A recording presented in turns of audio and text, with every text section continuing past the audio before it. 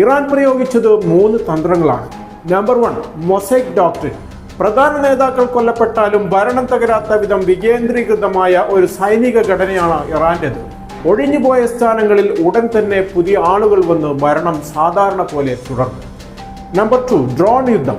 വില കുറഞ്ഞ ഷാഹിദ് കാമിക്കാസെ ഡ്രോണുകൾ ഉപയോഗിച്ചാണ് ഇറാൻ അമേരിക്കയെ ശരിക്കും തളർത്തിയത്.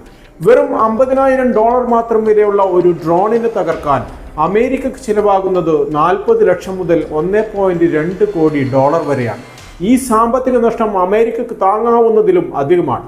മൂന്നാമത്തേതും പ്രധാനപ്പെട്ടതുമായ തന്ത്രമാണ് ഹോർമുസ് കടലിടുക്ക്. ലോകത്തിലെ 1/5 എണ്ണയും കടന്നു പോകുന്ന ഈ പാത ഇറാൻ തടസ്സപ്പെടുത്തിയതോടെ അമേരിക്കയിൽ ഇന്ധനവില കുതിച്ചുയർന്നു. യൂറോപ്പിലും ഏഷ്യയിലും 15 മുതൽ 35% വരെയാണ് വില വർദ്ധിച്ചത്. ഇത് അമേരിക്കയുടെ സഖ്യകക്ഷികളെ പോലും ട്രംപിനെതിരെ തിരിക്കാൻ കാരണമായി. ഇന്ന് അമേരിക്ക ഓരോ ദിവസവും യുദ്ധത്തിനായി ചിലവഴിക്കുന്നത് $90 കോടി. സൈനികമായി ഇറാനെ തകർക്കാൻ സാധിക്കുമെങ്കിലും സാമ്പത്തികമായും നയതന്ത്രപരമായും ട്രംപ് ഇപ്പോൾ പ്രതിരോധത്തിലാണ്. വരാനിരിക്കുന്ന തെരഞ്ഞെടുപ്പും താഴ്ന്നുകൊണ്ടിരിക്കുന്ന ജനപ്രീതിയും ട്രംപിനെ കൂടുതൽ സമ്മർദ്ദത്തിലാക്കുന്നു.